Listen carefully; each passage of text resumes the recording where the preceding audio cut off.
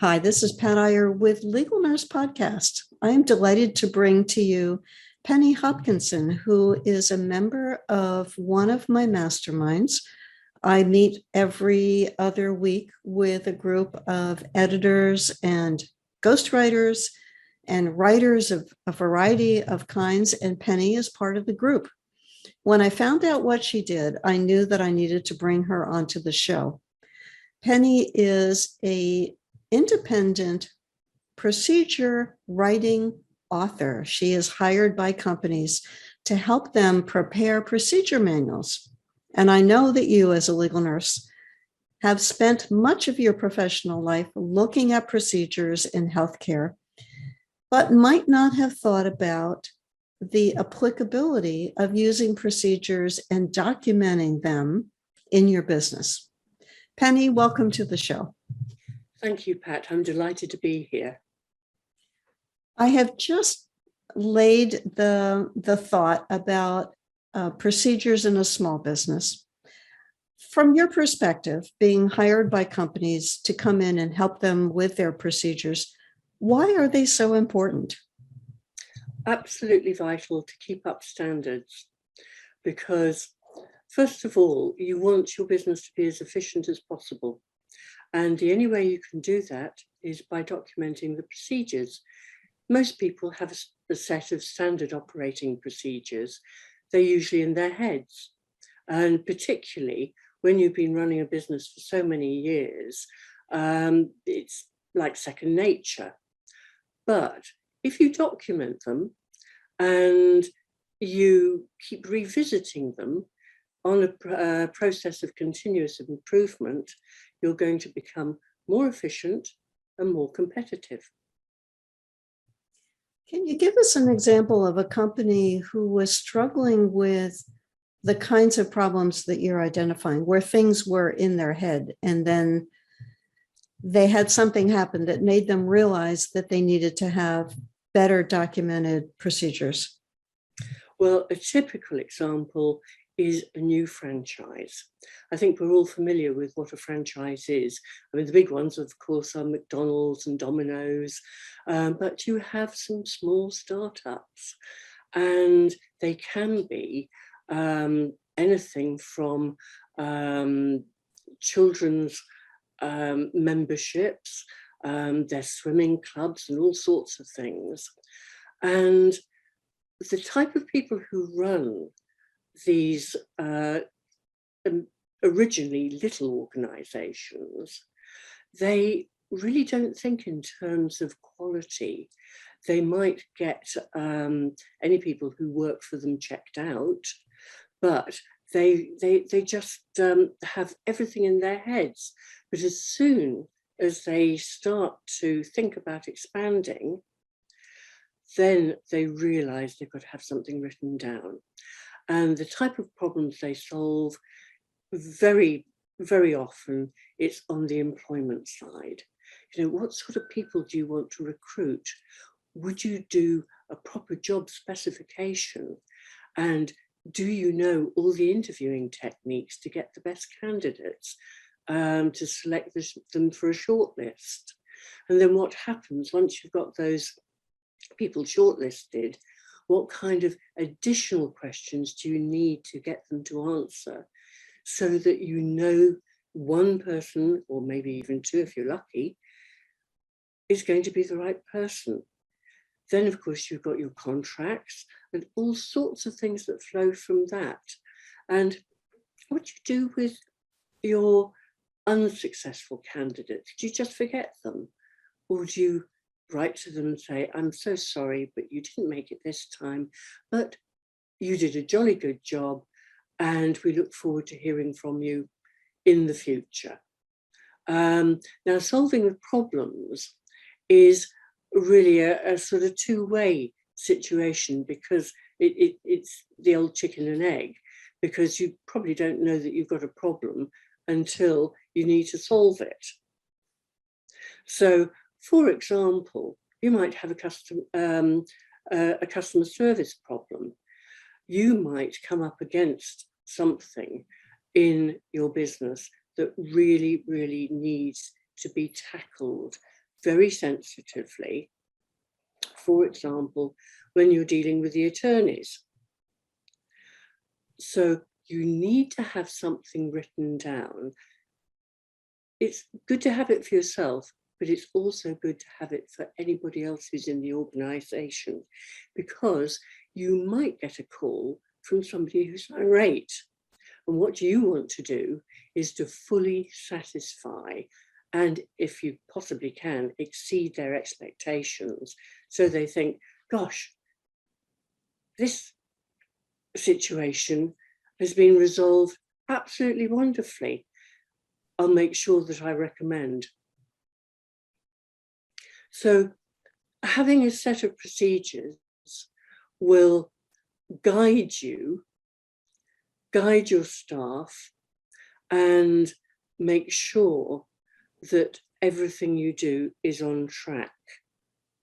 Mm-hmm. I can think of customer service situations that I've had with clients that have caused us to take a look at our processes and to realize that maybe we skipped a step, or we encountered a situation that was unique, that had not ever been something that we expected to deal with. You know, as an example, I can remember one time we had a procedure that when the attorney's office called to tell us that the case was resolved, we sent them a fax form back when we were faxing a lot and asked them to sign off that it was okay to dispose of the medical records. And we followed that procedure very specifically, very consistently. And in one case, the attorney's office signed off that, yes, the case was resolved. We got rid of the records. We told the expert witness, the case is over. You can get rid of your file. And then about 6 months later, the office called and said, oh, we're getting ready to take your expert's deposition. And I said, oh, that's not possible. The case is resolved. What do you mean? We don't have any records. She doesn't have any records. We had written proof that they had told us that the case was over. And that little fax piece of paper in our file saved us. It turned out there was a miscommunication in their office, and whoever told us the case was resolved didn't have accurate information. And it reinforced to my staff, yes, it is important to make sure that you get that form filled out, even though it seems like it's just one more thing to do. That, I think, is obviously not a typical example because it's a one-off, but it is typical of an example of how you must absolutely follow everything that you should do. And if you have it written down, there can be no argument. Mm-hmm. Everybody needs to know what they have to do, when they need to do it, and how they need to do it. You mentioned the employment issues, hiring, and I'm sure benefits, termination procedures should be part of your procedure manual. Are there other common processes that we should be looking at to develop our procedures? Yes, I think so. I think it's really the whole employee management situation, because you and I, we value our staff, but there are some people who don't value them in quite the same way. So you need to have a process that is continually looking at the welfare of your staff. Alternatively, you look at marketing and promotion. You need to have a pipeline of potential new clients. Mm-hmm. And it's how you get that pipeline and then revisiting it, let's say every week, to ensure that you are doing all the things you can to attract new clients. And then the process of, once you've attracted a potential new client, how you make sure you secure them. And then you nurture them so that they recommend you to somebody else, and it doesn't cost any more to get that additional client because you've already put the input into the one that has recommended you. So it's the recommendations that really are beneficial. Then, of course, there are the daily, weekly, monthly, quarterly, and annual routines. Some of them may be statutory in terms of tax and so on, but there are other things that you need to do in your everyday life. You can't just expect the business to run without some kind of a routine. So by documenting these routines, that would be fantastic. Also, you need to look at your growth and profit potential, because the business just doesn't stand still. So perhaps look at innovative ways of developing the business, additional training. If somebody isn't performing quite to specification, then perhaps they need to go through a stage of retraining so that they come back to being a really valuable employee. And the whole philosophy of continuous improvement is one that I always communicate with my clients, because no business should ever be standing still. It shouldn't be static. That's a great point. And I can see from the situations that I was involved when I was running my business with my staff, helping attorneys full time, is that every complaint by a customer led us to investigate what happened, look at our systems, look at our processes, document the efforts that we were taking to overcome the problem. I wrote letters to attorneys, and maybe a couple times a year, if that, whenever there was an unhappy client, and say, here's what we did, here's the problem, here's what we discovered, here's what we did to change the situation.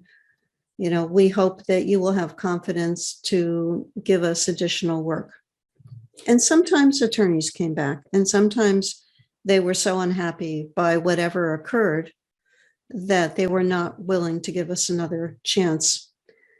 I felt at times like I was, if you envision, and being from England, you are very close to Amsterdam, and the little boy with the dike, and how he would stick his finger in the dike to plug up the hole, and then water would come out further down the dike, and he'd run over there and plug up the hole.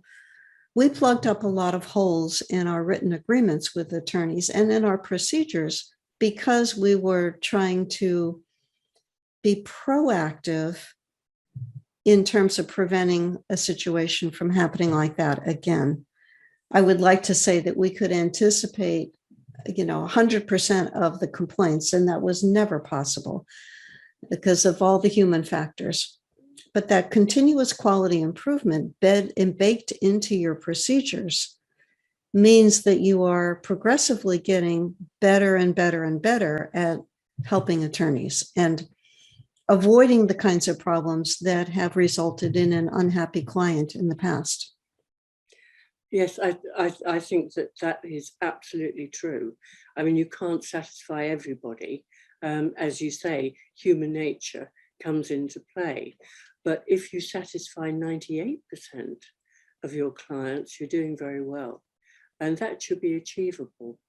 I like to look at it. If there's a step in a process that's missed and it has an impact that is so serious, either to an individual or to a business, it can be avoided by documenting your processes. And I truly believe that in the 35 years that I've been documenting processes for clients who are either solopreneurs or they're multinationals. There is one common thread that if you document systems and you train people to work using them, and they can see the value of them, then your business will be as good as it can be. Mm-hmm.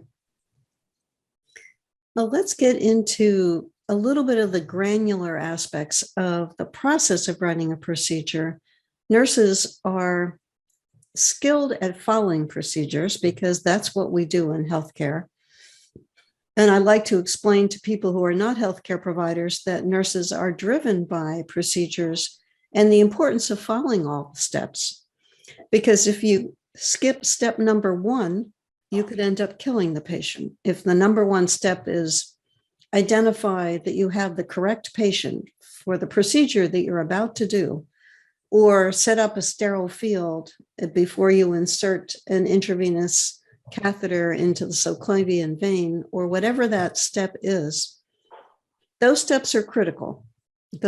All the steps in a procedure are critical. From the clinical procedures that I'm describing, can you take us into the business procedures model? Is there a model that you have found that tends to work well for business procedures? Before we continue with the show, I'd like to share this special announcement with you. Hi, I'm Pat Iyer, and I've got Teresa DeWitt Lynch with me. Together, we have planned a course for legal nurse consultants on interpreting sexual assault documentation. Teresa is a sexual assault nurse examiner and an educator and an experienced expert.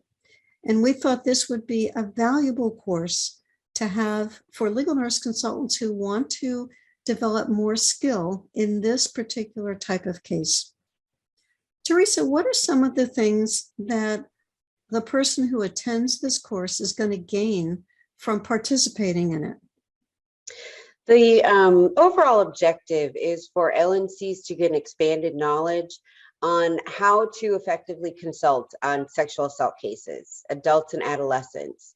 And the target audience is LNCs either that do or do not have experience performing forensic examinations or SANE training. So this will kind of cover the basic information from how evidence is collected to how they interpret and read the documents, the police reports, DNA reports, and then obviously the exam forms too. And is this a common type of case that nurses might be asked to assist with? Unfortunately, it is. Yes. So, and you know, in recent years, with the kind of the greater knowledge of sexual assaults and the Me Too movement, there's been an increase in sexual assault reports and trials as well. And so to identify and utilize the medical evidence efficiently, then attorneys turn to legal nurse consultants, SANEs, to help them interpret the medical records, interpret the injuries, and identify relevant pieces of evidence to support their case. If you're a legal nurse consultant interested in developing a skill in helping attorneys with this all too prevalent type of case, be sure to go to this link. It'll be right below this video. It's http://lnc.tips/sexual assault. This course is made up of a variety of strategies for learning. You'll get videos that you can go through and study and relearn and learn and read the transcripts and watch the videos and get that information locked in. We'll have case examples for you to analyze and ask you to write a report that will give you the skill and experience that you need in order to be able to put your thoughts and analytical abilities together. And we'll give you feedback on how well you did. The course also includes a day with us that will be recorded for you if you're not able to participate in that day, where you'll get even deeper knowledge on how to analyze these cases, and a major case to review and prepare a comprehensive report, so you'll have the full spectrum of practice opportunities. Be sure to go to that link, http://lnc.tips/sexual assault. I'm Pat Iyer, and I'm teaching this course with Teresa DeWitt Lynch. We'll see you there. Now let's return to the show. I think it's the old story. It's what, who, why, when, and how. If you address all those, you will get your procedure. The way that I do it is I introduce a process, and in the introduction I'll say, by the end of this chapter or section, you will understand, know, or learn XYZ. We then go into what the minimum operating requirement is. And it could be to check something, it could be to validate something, it could be any mix of minimum standards. Then whose responsibility is it to carry that out? So if it's the office manager or the virtual assistant or the owner of the business, then that needs to be stated so that their role is fully documented. Then I like to look at how the business can be, and that particular procedure can be measured, analysed, or improved. So it may be that there is some type of audit within the business to ensure that process is being carried out. It could be as simple as saying, right, we need to carry out a risk assessment.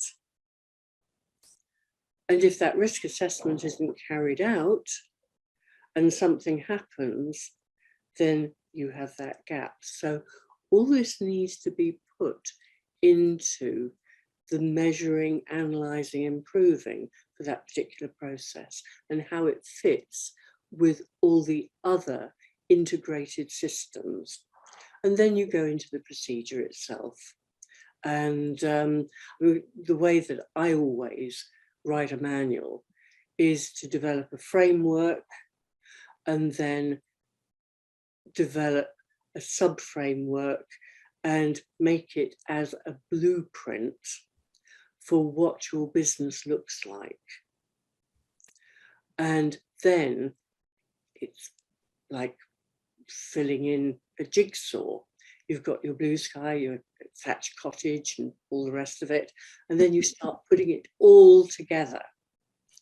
I won't say that it's simple, but if you're used to following procedures, you understand how they impact your business.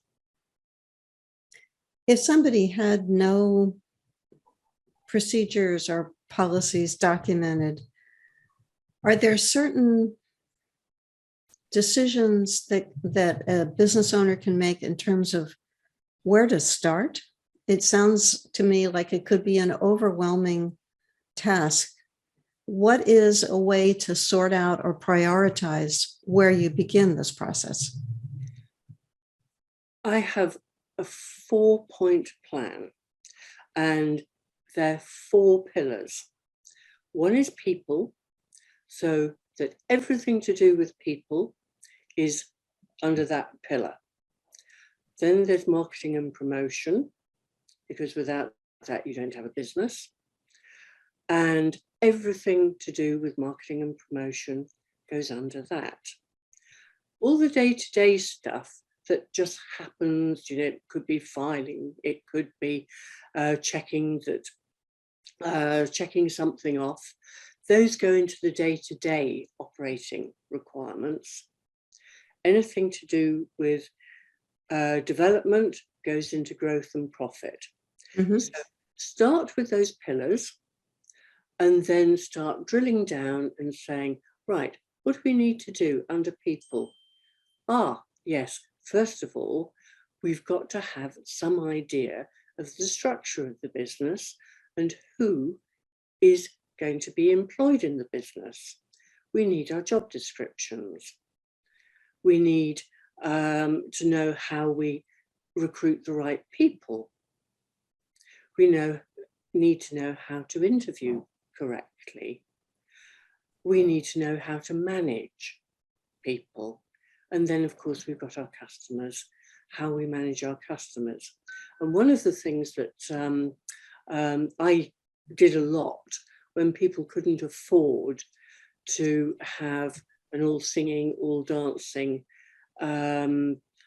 manual was to say, right, let's do a project loop on the perfect client experience. From the moment that first contact is made, all the way through to the last contact in that particular job, and any after sales, as I like to call it. It's more like following up and saying, how did you like the process? Did it meet your needs? Can we improve it? Mhm. So that's how I would start to do that. And with marketing and promotion, so that's our second pillar, I would look at that and say, right, what is the product? What is the service? What are the prices? How are we going to promote ourselves? Where are we going to promote our business? And to whom? And then go right the way down there. So you're looking at the main processes that run under marketing and promotion. Then day to day, that's a fairly obvious one, but it could be financial. It could be to do with information technology and the systems. In a shop, you'd have your till systems. Well, how do you take the payments? What happens if a payment isn't made? How do you follow it up? How nice or how aggressive do you need to be to obtain payment? What happens if somebody doesn't want to pay you and you've performed, for all intents and purposes, the job absolutely in textbook style? Mhm. And then you go to growth and profit, and you look at all the financial situation, and you look at cash flow and business plans. Do you make a business plan every year? Or if it's for 5 years, not that we can look ahead 5 years anymore. I think those days have gone. But every year, look at your business plan, look at your marketing plan, and see how you can tweak it and improve it. And with skills, I guess there's always the continuous professional development or education. So that is one of the things that is foremost. But what about the other members of your team? If you have a large team, you'll want to give opportunities to those team members to improve their education, their skills, and promote the talent within your organization. Mm-hmm. And then there could be a situation where you want to sell the business. So if you have all these written down, the value of your intellectual property would surprise you. Yes, and make it so much easier for the new business owner to come in and to start taking charge of the business. And I think, I mean, if we go back to the solopreneur, if he or she became ill, who would run the business? How would they do it? And a manual should allow somebody to go in and at least run the services that keep the business afloat. Mm-hmm. I always look, I deal with many different types of businesses, from fast food to manufacturing. And if I can understand how that job works, how the supply chain works, how to conduct all the elements that go into a business, then I know I've hit my target. Mm-hmm. And somebody else can follow it. Yes. I know that our listener is going to be interested in finding out more about your model, about the services that you might be able to provide. What would be the best way for that interaction to take place? Well, I think there are two ways. First of all, have a look at my website and have a little look around that and see whether you'd like to have a free 30-minute consultation. And then if you don't want to go that far, but you're just interested in the model, email me and I will send you the 4 pillars and how we approach them. It's a single sheet of paper on which it should give you all the information to get started. And of course, I'm always here if you get stuck. All right, now let's give the name of your website. The website address is Manual Writers International. So it's www.manual-writers.com. Okay, manual-writers.com. And my email address is penny@manual-writers.com.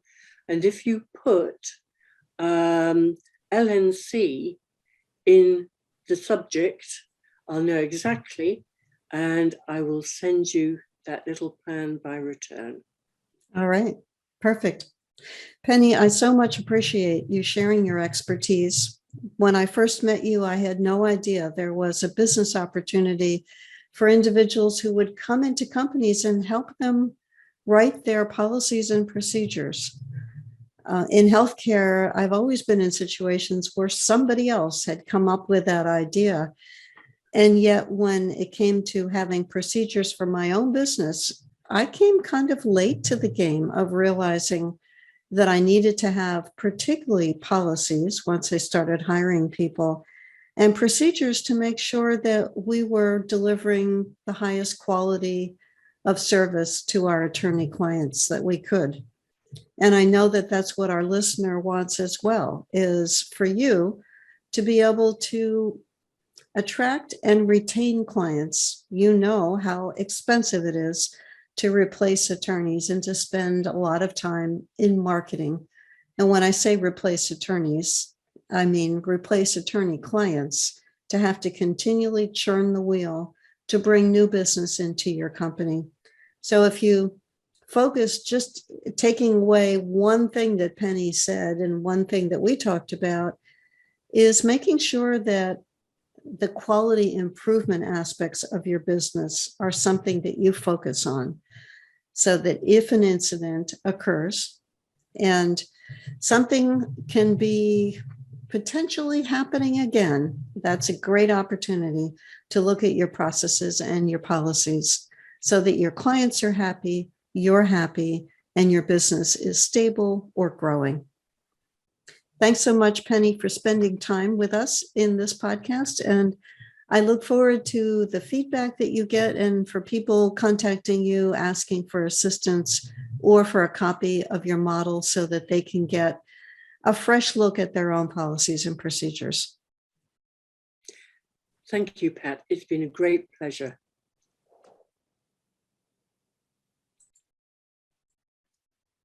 This is Pat Iyer and Rebecca Corbett.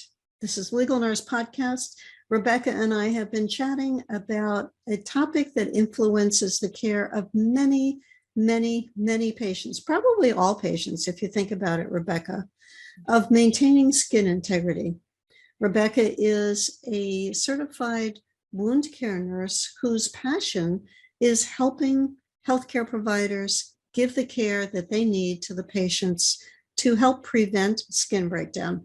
And we all know how skin breakdown can snowball out of control very quickly. Rebecca, in our podcast, what are some of the key points that we talked about? We talked about the initial assessment being crucial for establishing whether there is a wound on admission or not, and having a history and physical that is detailed, understanding, having a good picture of the actual status of the patient and whether they have a prior history of wounds, what's going on, because that is going to formulate what is done for that patient. So having that initial assessment, we covered that. We covered what is important to look for in the medical record as a legal nurse consultant or, a paralegal or a lawyer reviewing a case regarding a wound. So what was the initial assessment? What was the care plan?